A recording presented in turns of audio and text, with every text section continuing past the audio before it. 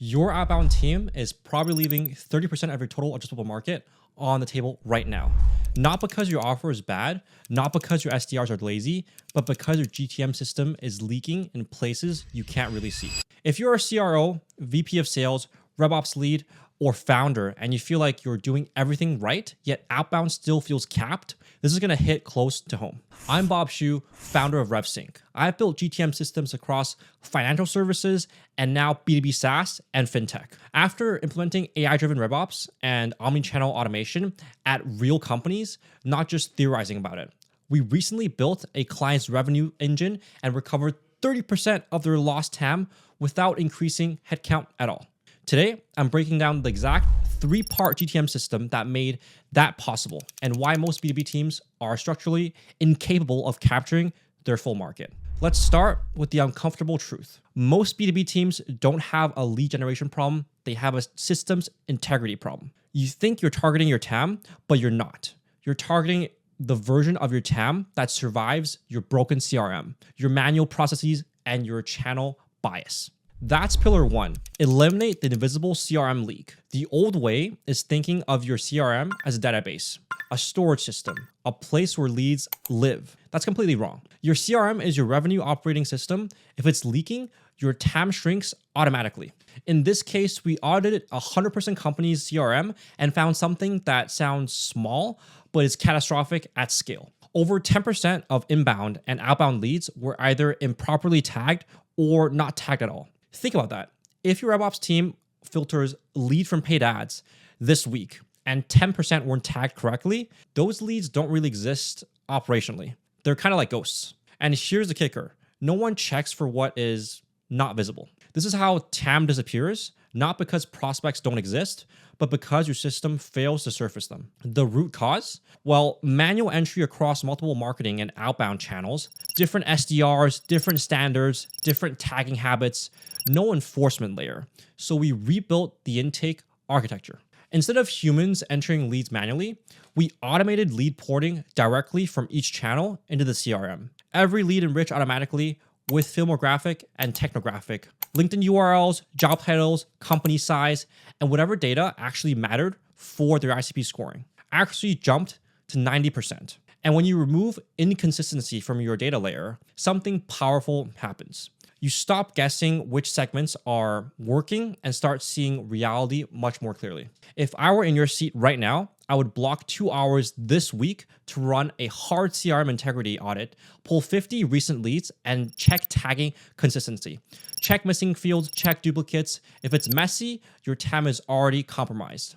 Now, let's move to pillar 2. Automate competitor intelligence at scale. The old way is manual prospecting. An SDR opens Sales Nav, clicks around profiles, and tries to reverse engineer which accounts are working with competitors, and manually builds lists. It kind of works, but you can't scale with that. In this client's case, they had a high converting segment, which was companies that are currently using their competitors.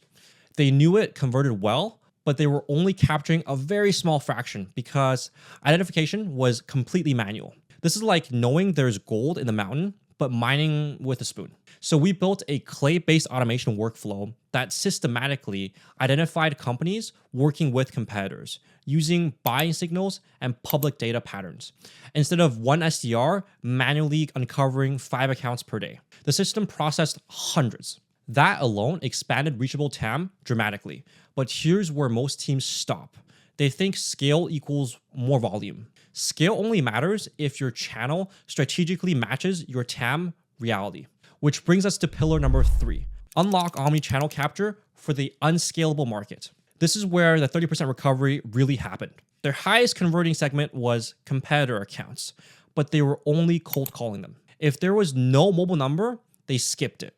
If the company wasn't in North America, they skipped it. If they called 18 times and no pickup, they abandoned it. Let that sink in. 3 entire categories of prospects were structurally excluded from the system. No mobile number, outside North America, and no answers after 18 calls. That's not market exclusion. That's channel limitation. So we reframed the entire outbound philosophy. Cold calling is not your outreach strategy.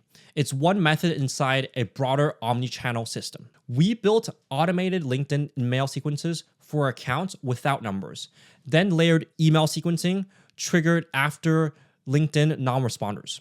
Everything synced back into the CRM. Now, instead of call or ignore, the system became call, LinkedIn, email, nurture. Those previously unreachable accounts re-enter the pipeline. That's how you recover 30% of your TAM, not by hiring more SDRs, but by removing structural blind spots. Here's the analogy. Imagine you own a retail store with 3 entrances, but you only staff 1 door. When customers walk into the other 2 doors, no one greets them. Eventually, they leave. You don't have a traffic problem, you have a staffing architecture problem. Most B2B GTM systems are like that. They're over-indexed on one channel and ignore the rest, then blame conversion rate. Now, let's address a belief I hear constantly. We can just build this in-house. Technically, yes, you can, but let's break down what the system actually requires. First, you need a RevOps architect to design the CRM, architect, and data governance. You then need an automation specialist to build Clay workflows and enrichment logic. You now need a strategist who understands GTM alignment, ICP modeling, and omnichannel sequencing. And you need them to constantly work in collaboration. Even conservatively, that's 3-person team costing you north of $15K per month before tooling. And you still have onboarding time, coordination friction, and 0 guarantees they've executed the exact same model before. Meanwhile, a properly built system can be deployed and optimized inside 30 days. The real cost isn't tools, it's speed and precision. And this is where I want you to think differently. Your TAM isn't static, it's system dependent. A messy CRM shrinks it. Manual prospecting shrinks it. Single channel bias also shrinks it. Disconnected RevOps shrinks it. When your infrastructure is tight, your TAM expands to its true size. Before this rebuild, this client believed their channel was kind of tapped out. After fixing system leakage and omnichannel blind spots, they realized they had never actually reached probably 1/3 of it. And that's not incremental improvement. That's strategic correction. Now, I know what you might be thinking. This sounds powerful, but it sounds too complex. You're right, it really is. Recovering lost TAM isn't about tweaking subject lines. It's about rebuilding your GTM engine so channels, CRM automations, and ICP logic actually talk to each other. And if your team's already stretched, trying to duct tape this internally while running pipeline could stall you for 1 more quarter. So here's what I recommend. Now, if you're serious about identifying where your TAM is leaking, book a chat with me. We'll walk you through CRM integrity, channel coverage, ICP logic, and outbound architecture and show you exactly where expansion is possible.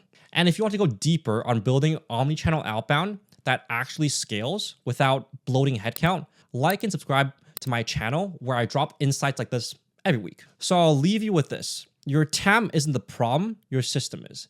Fix the system and the market will expand.